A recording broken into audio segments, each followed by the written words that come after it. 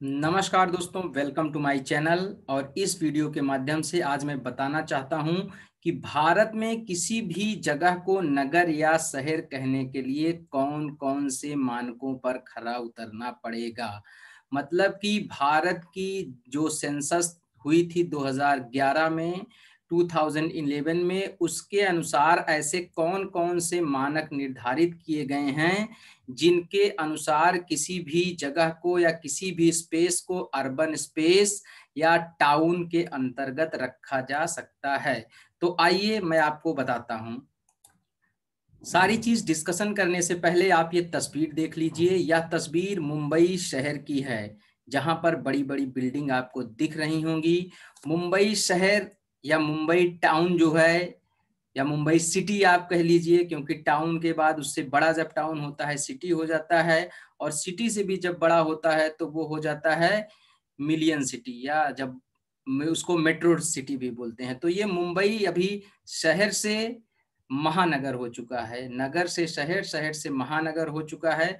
तो ये मुंबई सिटी की तस्वीरें हैं। और ये जो दूसरी तस्वीर आपको दिख रही है, ये कानपुर नगर, ठीक, या कानपुर सिटी आप कह सकते हैं, उसकी तस्वीरें हैं।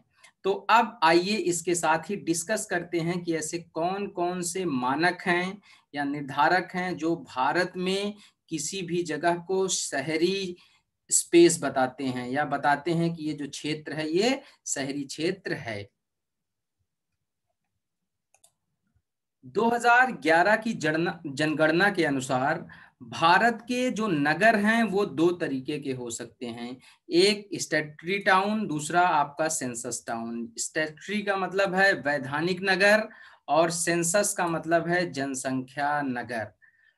अब ये जो आपके वैधानिक नगर हैं या स्टैट्यूटरी टाउन्स जो हैं, वो कौन कौन से स्पेसेस हैं। मतलब इसका मतलब ये है वैधानिक नगर का कि जिसको गवर्नमेंट ने कह दिया कि ये नगर हैं या ये शहर हैं, उसको हमने नगर या शहर मान लिया।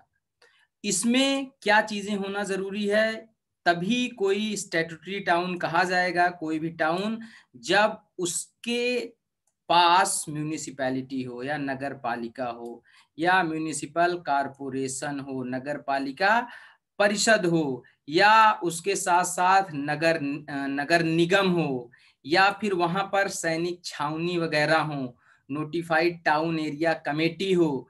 तो अगर ये सारी चीजें हैं कहीं पर, नगर पालिका परिषद, cantonment board, notified town area, ये सारी चीजें हैं, तो उस जगह को वैधानिक नगर कहा जाएगा।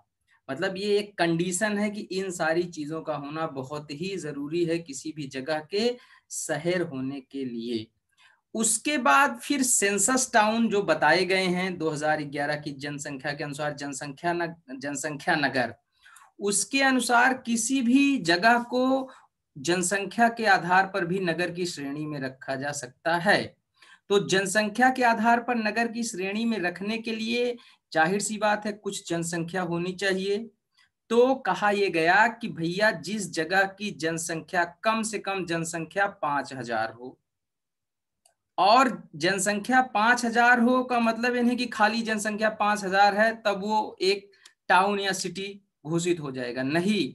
उसके साथ साथ वहां पर जो मेल वर्किंग पॉपुलेशन है, जो मेल वर्किंग पॉपुलेशन की बात हो रही है, मतलब कि जो पुरुष हैं वहां पर, ज्यादा से ज्यादा जो काम करने वाले पुरुष हैं वो नॉन एग्रीकल्चरल एक्टिविटीज में इन्वॉल्व हों, मतलब गैर कृषि कार्यों में इन्वॉल्व हों।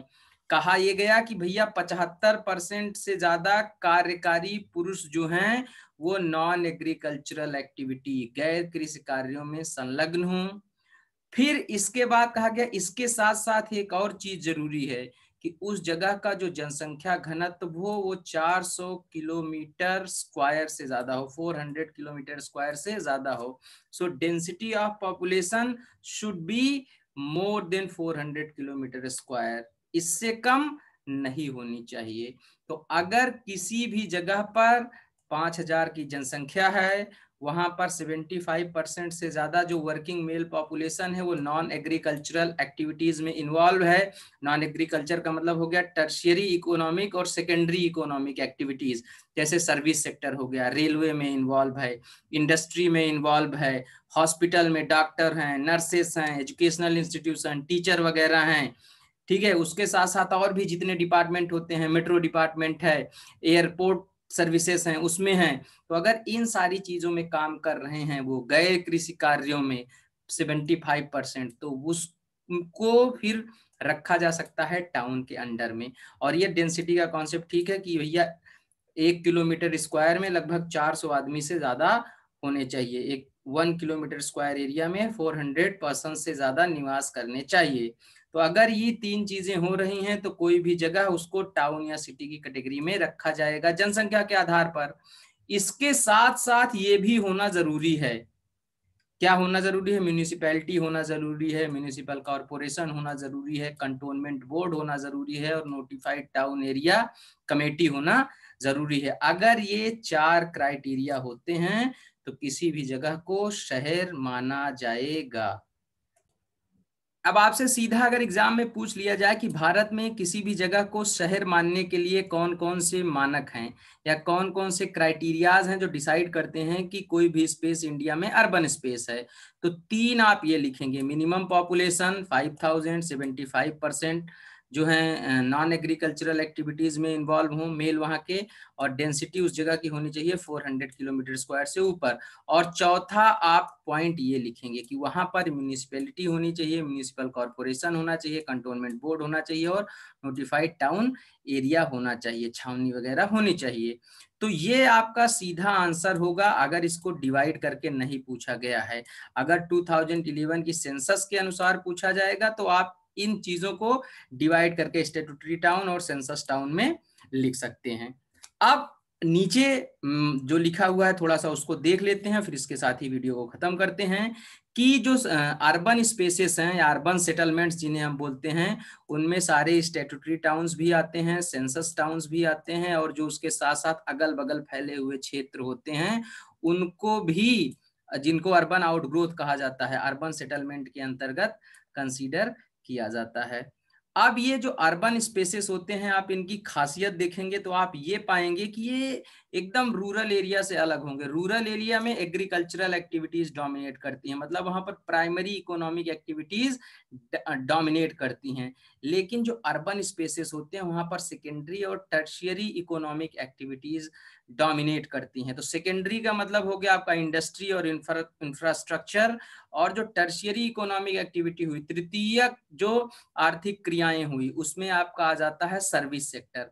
तो सर्विस सेक्टर का मतलब यही है कि वहां पर बहुत रेलवे होगा, अगर बड़े शहर जो होंगे, एयरपोर्ट होंगे, वहां पर अच्छे खासे रोड्स होगा, डेंसिटी ऑफ रोड्स ज्यादा होगी, हॉस्पिटल होंगे, यूनिवर्सिटी होंगे, कॉलेजेस होंगे, और उसके साथ साथ कम्युनिकेशन सेंटर होंगे, पोस्ट ऑफिस होंगे, बैंक होंगी। तो ये सारी चीजें होंगी, और इनके साथ साथ ही वहाँ बहुत अच्छा इंफ्रास्ट्रक्चरल डेवलपमेंट होगा। मैंने आपको शुरू में ही पिक्चर दिखाई थी, तो किस तरीके से मुंबई में इतने बड़े बड़े स्काई स्क्रैपर्स आसमान को छू रहे थे, और जो कानपुर की इमेज थी उसमें डेंसिटी जो थी वो, मतलब कितने लोग सड़कों पे घूम रहे थे, पॉपुलेशन डेंसिटी काफी ज्यादा थी, और उसके साथ साथ किनारे किनारे बहुत सारी दुकानों का चित्र था, दुकानें बनी हुई थी। तो मतलब यही है कि इंफ्रास्ट्रक्चर में जैसे दुकानें होनी चाहिए, इलेक्ट्रिसिटी डिपार्टमेंट होने चाहिए, roads, post office, bank, communication centre, ये सारी चीजें अगर किसी भी जगह पर हैं और उसके साथ साथ वो ये 4 क्राइटेरिया को फुलफिल कर रहा है, जो मेन क्राइटेरिया हैं आपके, तो वो स्पेस अर्बन स्पेस है। इन चीजों को याद रखिएगा। मिलते हैं अगले वीडियो में कुछ और नई चीजों के साथ जो एग्जाम के लिए बहुत ही इंपॉर्टेंट हैं। Thank you very much for being with me today.